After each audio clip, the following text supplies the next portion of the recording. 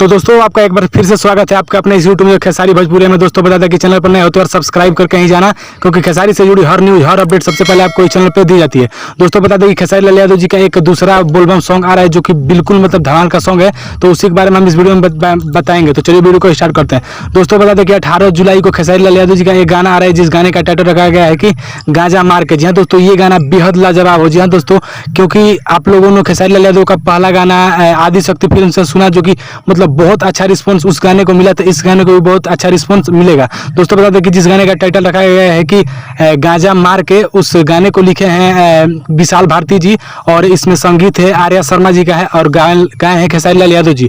तो अगर आप खेसारी लाल यादव जी का फैन है तो 18 जुलाई को 7 बजे सुबह में तैयार रहिएगा, क्योंकि इस गाने को सुनकर एक तहलका मचाना है। और उससे पहले बता दें कि कल खेसारी लाल यादव जी का एक गाना आया था जिस गाने का टाइटल रखा गया था कि ए बाबू आओ ना आह आह आह। फिलहाल उस गाने का मतलब जो व्यूज है वो 8 मिलियन क्रॉस कर गया है और फिलहाल एक दिन हुआ है। तो ये एक सबसे बड़ी बात है खेसारी लाल यादव जी के फैन के लिए।